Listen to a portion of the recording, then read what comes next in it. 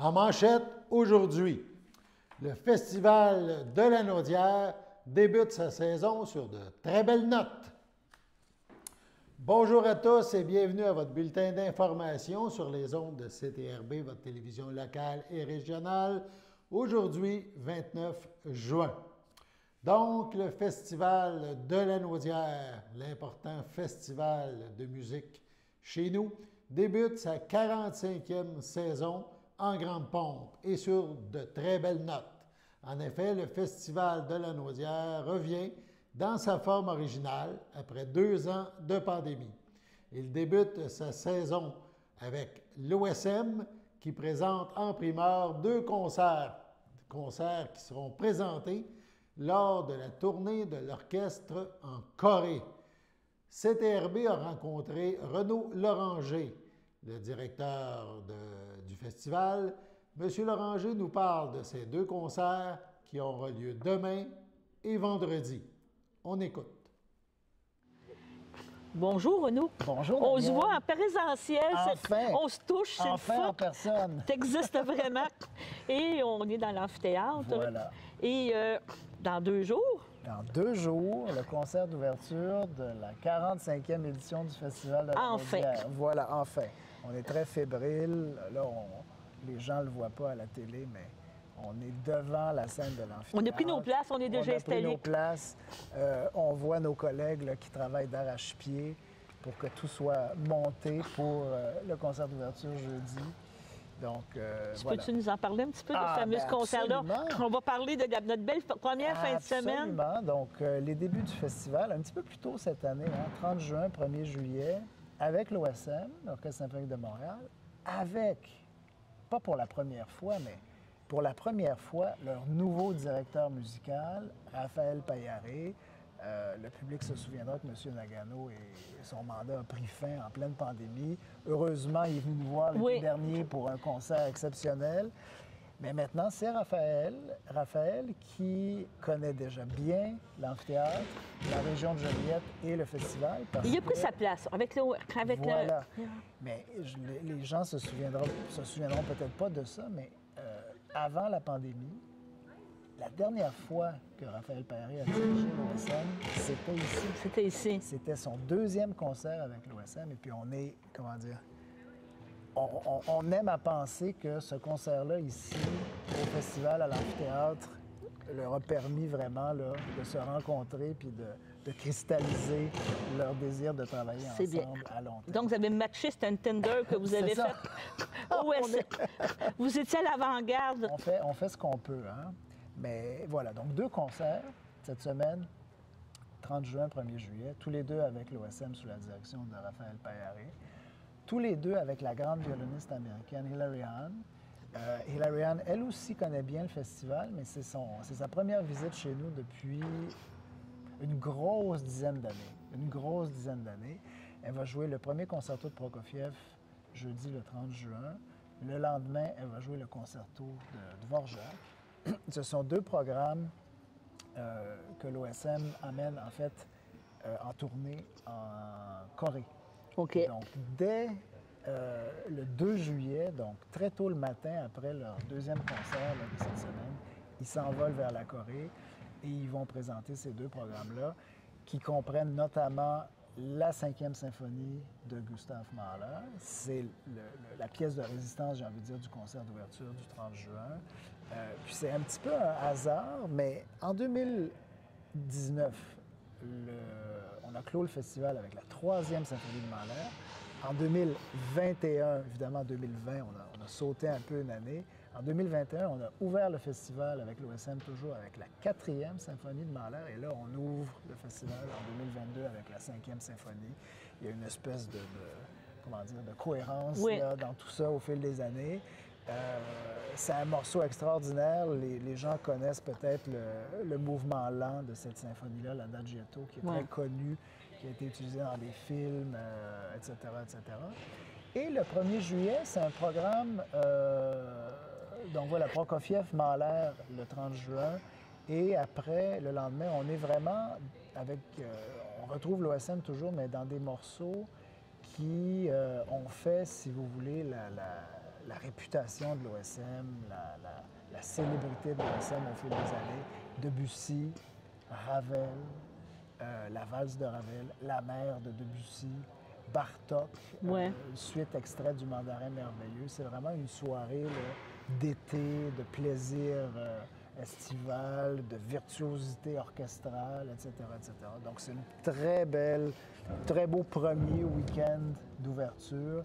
Puis juste avant le congé, ou en fait, avant et pendant le congé de la fête du Canada, le 1er juillet. Donc, c'est vraiment le moment idéal pour, j'ai envie de dire, sortir de la maison. Relaxer. Venir profiter un peu ici de la belle musique, de l'amphithéâtre. On espère de la belle température. Oui. Mais je pense que on est bien parti. Oui. C'est ça. Voilà. C'est commandé. Ça, c'est notre première fin de semaine. Voilà. Et on va avoir... tu me parlais tantôt de la violoniste, puis tout ça, que ça va faire quand même... Est-ce qu'elle va suivre l'OSM en Corée? Exactement. Donc, c'est vraiment comme la répétition générale, on pourrait dire. C'est vraiment calqué, c'est ça, les deux programmes intégralement, là, incluant les deux concertos pour violon, voyage jusqu'en Asie avec l'OSM. C'est une manière, en fait, c'est bien la preuve que la vie musicale reprend, pas seulement ici, mais un peu partout. Hein? L'OSM n'est pas allé en tournée depuis quelques années. C'est un projet qui chérisse aussi depuis longtemps. Puis, en fait, on a accepté aussi de les accueillir chez nous un peu plus tôt, justement, d'ouvrir le festival un peu plus tôt cette année pour leur permettre aussi d'aller en tournée après avec ces mêmes programmes-là. C'est une espèce de, je n'irais pas jusqu'à dire une répétition générale, mais c'est presque une espèce de primeur pour le public du festival avant la grande tournée en Asie. Okay.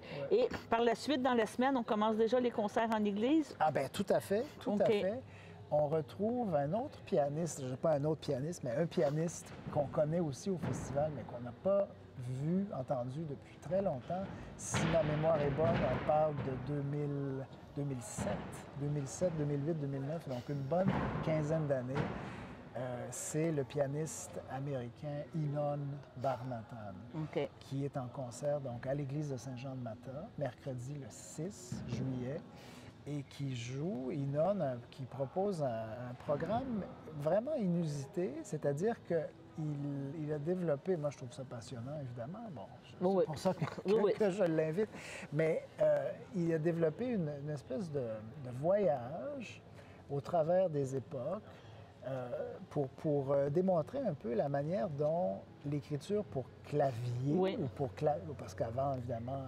dans la musique baroque, on parlait de clavecin avant de parler de pianoforte ou de piano. Mais comment la musique pour clavier a évolué, comment l'écriture a évolué. Donc, on commence vraiment dans le baroque avec Bach, Handel, Rameau, même le baroque français. Puis on continue comme ça. En fait, c'est que ce ne sont pas des œuvres intégrales, ce sont des extraits d'œuvres.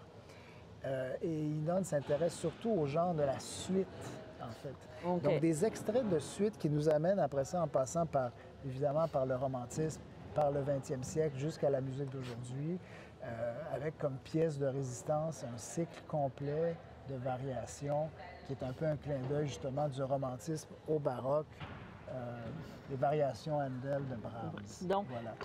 Donc très beau concert avec ce pianiste américain à l'église de Saint-Jean-de-Mata le 6 juillet. Est-ce qu'il nous présente un peu aussi? Est-ce que tu le vois en concert? Est-ce qu'il s'exprime en disant ça a commencé? Donc, on a comme une histoire... je suis sûr qu'Inon aussi va un peu mettre ça en contexte, expliquer un petit peu la démarche, puis s'adresser aux gens. Ça va être merveilleux.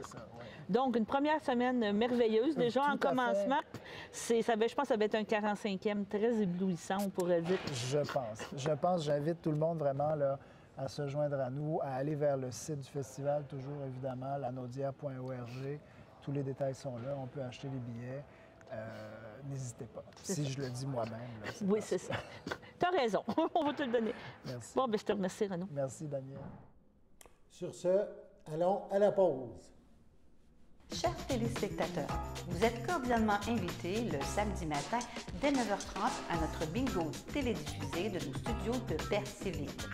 Depuis plusieurs années, Nos adeptes de la télévision régionale se sont divisés un montant de 600 $, disponible chaque semaine lors de notre joute de bingo à CTRB.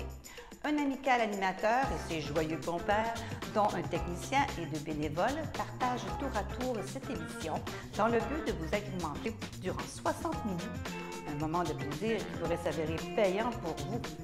Vous pouvez donc vous procurer les cartes de jeu chez les dépositaires participants et j'ai nommé à Berthierville, le dépanneur Formule 1 et le garage Pétroquet, sur la rue Gilles Villeneuve, le marché IGA Extra sur la rue Gabrielle Brissette, le marché Métro sur la rue Notre-Dame et la pharmacie Proxime sur la rue Frontenac. À Saint-Ignace-de-Loyola, le dépanneur Esso sur la rue de la Traverse et le marché Aldo sur le rang Saint-Michel. C'est donc un rendez-vous hebdomadaire chaque samedi matin dès 9h30 sur les ondes de CTRB, votre télévision régionale et communautaire, maintenant en haute définition. On vous attend donc en grand nombre et toute l'équipe vous souhaite bonne chance.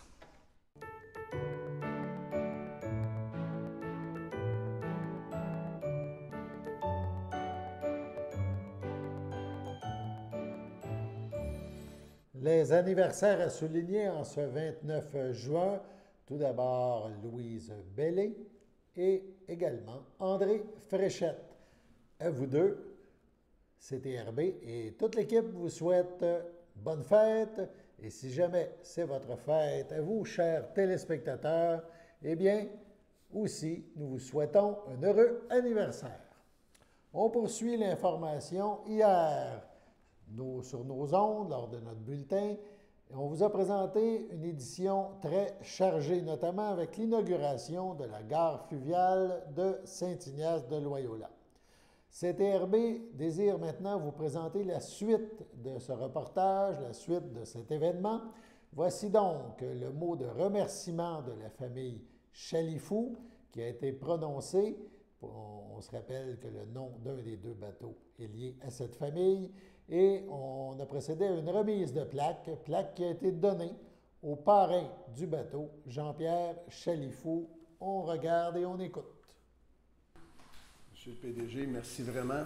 Votre équipe, travail formidable. On est très impressionnés par ce que vous avez fait et ce que vous réalisez avec vos équipes. On est vraiment fiers de ça. Parce qu'on est habitué, ça fait plusieurs années qu'on prend le traversier, mais on ne peut pas tout s'imaginer ce qu'il y a en arrière comme travail et tout ce qu'il y a. Puis Saint-Ignace, bien pour nous autres, c'est notre ville cousine. On vient pas souvent. Je voudrais vous dire, je sais pas qu'est-ce que mon arrière-grand-mère dirait, mais écoutez, c'est une femme qui était vraiment une entrepreneur dans l'âme. Et ils étaient proches de la ville de Sorel, du centre-ville, donc il fallait alimenter un peu la région. Là, on était en 1920, et il y avait des grandes industries, et Première Guerre venait de terminer. Et elle achetait les surplus des troupeaux de lait dans la région pour retravailler et redistribuer dans la région. Mon père m'a conté tellement d'anecdotes, je ne peux pas toutes les compter. Mais son fils le plus vieux, qui est Jean-Paul, qui est notre grand-père, qui est décédé aujourd'hui, bien entendu, il avait 100 ans, grand-père, il est né en 1920, lui. C'est ça. Et je pense qu'à 12 ans, il a vendu sa première vache. Il avait le troupeau. Il avait un troupeau de vaches, puis il en avait une bonne, mais il voulait plus de volume de lait, fait qu'il a vendu sa meilleure vache en échange de 3. Fait qu'il était déjà d'affaires. Puis ma grand-mère, mon arrière-grand-mère, elle faisait très confiance à ses enfants, c'était une grosse famille, donc ils travaillaient tous. Et mon arrière-grand-père, lui, était forgeron de métier, il avait une petite forge en arrière, puis lui a bâti des voitures à lait tirées par des chevaux. Il nous en reste une d'ailleurs. Ceux qui viennent au comptoir laitier, la vieille voiture, elle date de ces années-là. Et c'est assez formidable comment ça travaillait dur, ces gens-là. Et l'hiver, pouvez-vous vous imaginer dans une voiture comme ça, qui n'est pas isolée, il faisait moins 30 dehors, parce que je suis certain qu'il y avait même moins 30 dans ce temps-là qu'aujourd'hui. Bien, le lait, pour pas qu'il gèle, ils mettaient une couverture de laine par-dessus le lait, puis elle, en arrière-grand-mère, elle mettait des briques sur le poêle à bois le matin. Puis quand les briques, ils venaient bien, bien chaudes, là, ils prenaient des crochets puis des gants, puis ils emmenaient ça dans la voiture pour pas que le lait gèle. Pouvez-vous vous imaginer?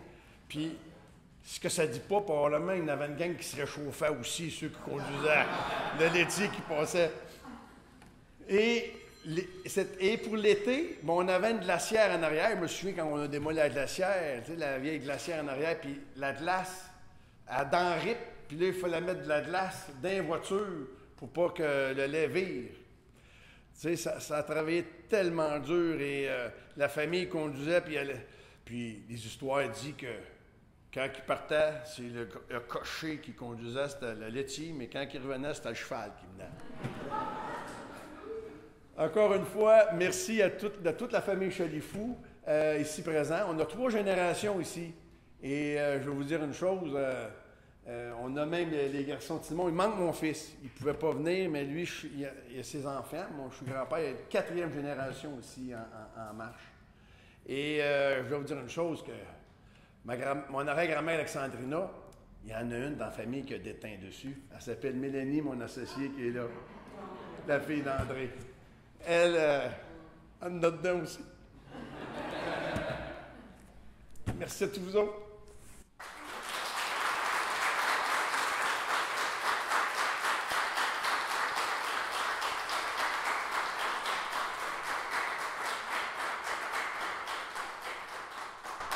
Merci beaucoup, M. Chalifou, pour votre allocution. J'invite maintenant Jean-Pierre Chalifou, ainsi que le PDG de la STQ, M. Stéphane Lafaux, à venir remettre finalement le cadeau, ainsi que le prix au parrain du navire, M. Chalifou.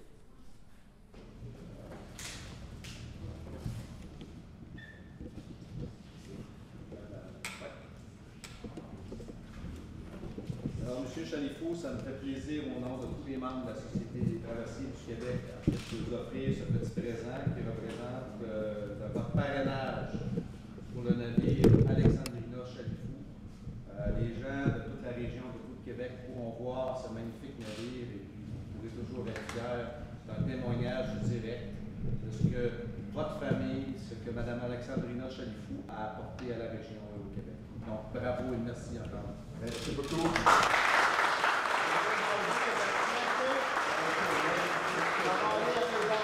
Ça va continuer.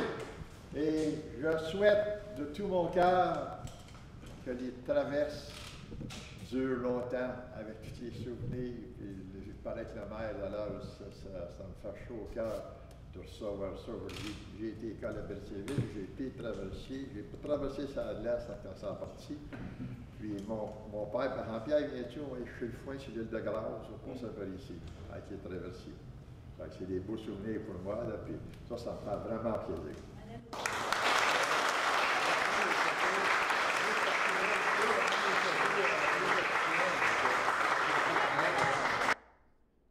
Dans la tradition maritime, il est de mise que le bouchon de la bouteille de champagne qui a servi à baptiser le navire soit remise au capitaine du bateau. Cette fois-ci, il a été remis à la capitaine Caroline Boisvert, qui est la première femme à occuper ce poste au sein de la Société des traversiers du Québec. On regarde, on écoute.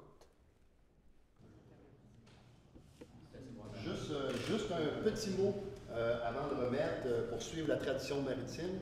Je remets le goulot de la bouteille qui vient de servir au baptême d'Alexandrina Chalifou, mais je le remets à notre première femme capitaine à la traverse de Sorel-Tracy, Caroline Boisvert.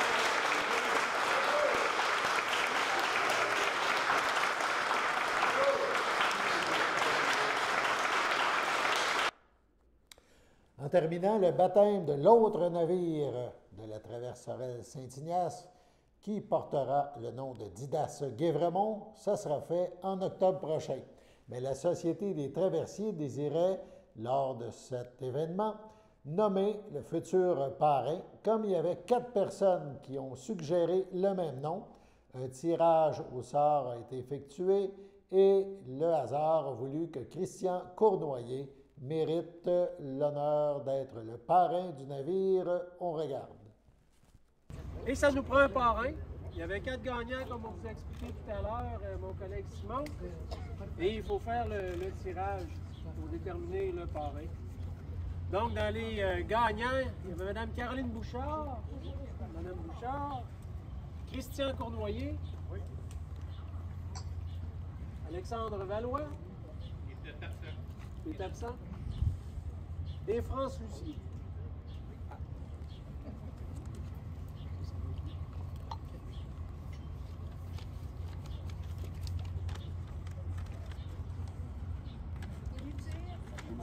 On va demander à M. Bach.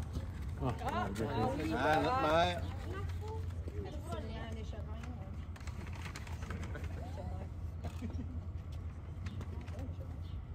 M. Christian Cournoyer.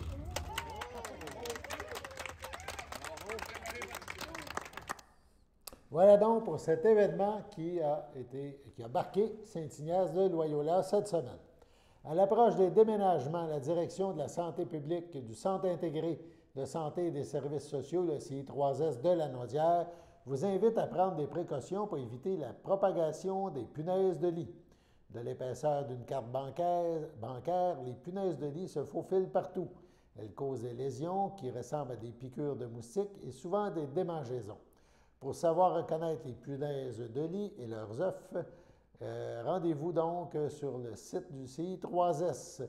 Précautions à prendre lors de déménagement. Si vous louez un camion, inspectez-le avant. Passez l'aspirateur ou le balai avec soin sur le plancher du camion avant d'y entrer vos articles. Assurez-vous que le camion et le matériel de déménagement, incluant les couvertures, soient exempts de punaises. Si vous engagez une firme de déménageurs, informez-vous s'ils prennent des mesures pour éviter que les punaises de lit restent cachées dans les couvertures ou le camion.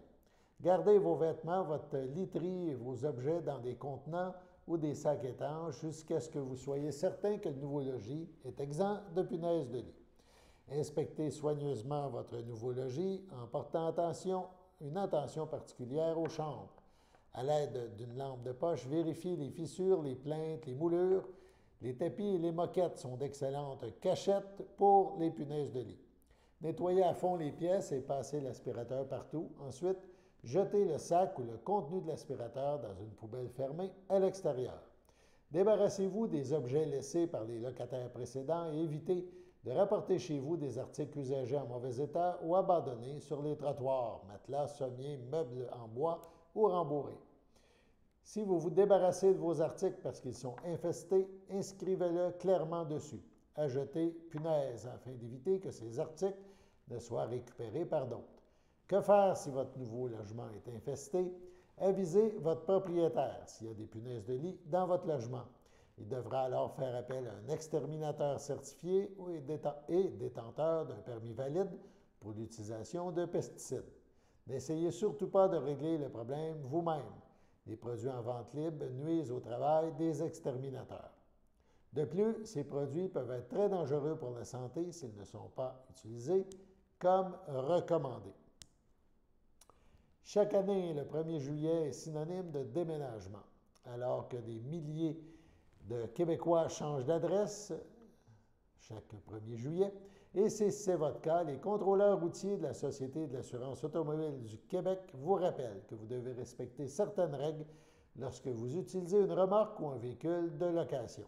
Si vous utilisez une remorque, vous devez adapter votre conduite en tenant compte du poids qui s'ajoute à celui de votre véhicule, ce qui modifiera le comportement de celui-ci lors des freinages, des virages, etc. De plus, vous devriez vérifier certains éléments. Les freins de la remorque doivent être munis, la remorque doit être munie de freins si une fois chargée, si elle pèse plus de 1300 kg ou plus de la moitié du poids du véhicule qui la tire. Est-ce que la chaîne et le câble sont impeccables? Le dispositif de sécurité doit être assez solide pour que la remorque reste accrochée à votre véhicule en cas de bris. Attachez solidement vos biens afin d'éviter qu'ils se déplacent dans la remorque ou qu'ils s'en détachent. Respectez la capacité de remorquage de votre véhicule. Parfois, il vaut mieux faire 2 déplacements pour assurer un transport plus sécuritaire. Les rétroviseurs de votre véhicule doivent vous permettre de voir jusqu'à l'arrière de la remorque. Si votre permis vous autorise à conduire une voiture, vous pouvez également conduire un camion de déménagement appelé un camion cube. Toutefois, celui-ci doit peser moins de 4 500 kg et ne pas avoir plus de 2 essieux. En utilisant ce type de véhicule, vous devez respecter certaines règles auxquelles sont soumis les conducteurs de véhicules lourds. Permis, immatriculation, on en parle, de garder à portée de main votre permis de conduire, le certificat d'immatriculation, le contrat de location du véhicule et une attestation d'assurance. Évitez bien sûr de consommer de l'alcool et de conduire. La limite est plus sévère pour les conducteurs de camions que de voitures. On parle de 50 mg d'alcool par 100 ml de sang. C'est 0,05. On demande de respecter la signalisation qui s'applique, comme l'arrêt obligatoire au poste de contrôle si nécessaire, les indications autorisant ou interdisant la circulation des véhicules lourds sur certaines routes. Les biens doivent être bien solidement attachés, même dans un espace fermé. Tous les occupants du véhicule doivent être assis sur un siège installé par le constructeur et porter une ceinture de sécurité. Dans les prochains jours, les contrôleurs routiers interviendront donc de façon intensive auprès des personnes qui contreviennent au Code de la sécurité routière. À ceux et celles qui déménagent, on vous en souhaite un bon. Sur ce, allons à la pause.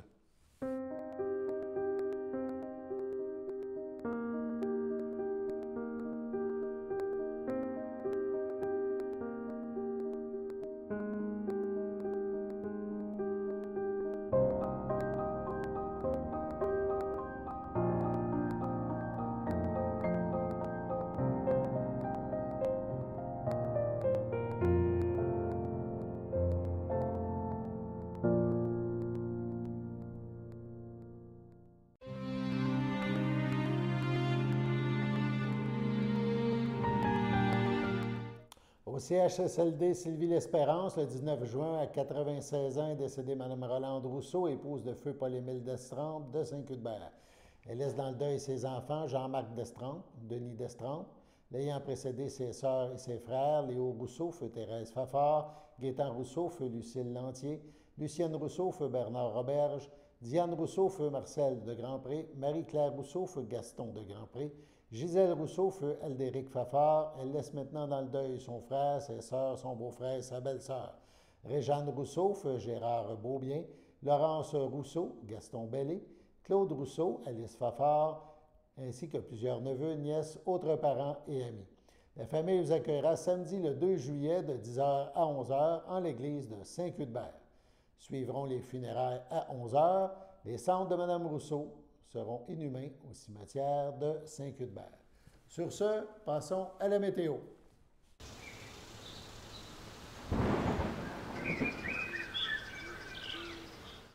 Bienvenue en cet après-midi. Aujourd'hui, nous avons un temps de 25 degrés, temps ressenti de 28, avec 40 % de pluie, qui est égal à moins d'1 mm. Mercredi soir, nous avons un temps de 19 degrés, temps ressenti 20 degrés, avec de la pluie à 80 % 1 à 3 mm. Le mercredi nuit, nous avons un temps de 14, temps ressenti 13, avec 40 % de pluie, moins d'1 mm. Jeudi matin, c'est ensoleillé, 16 degrés, temps ressenti 16 degrés, pas de pluie. Jeudi après-midi, un ciel variable, 23 degrés, temps ressenti 25, pas de pluie. Jeudi soir, un temps ressenti de 22 et pas de pluie non plus. Voilà, c'était votre météo. Sur ce, on vous souhaite bonne fin de journée. À demain.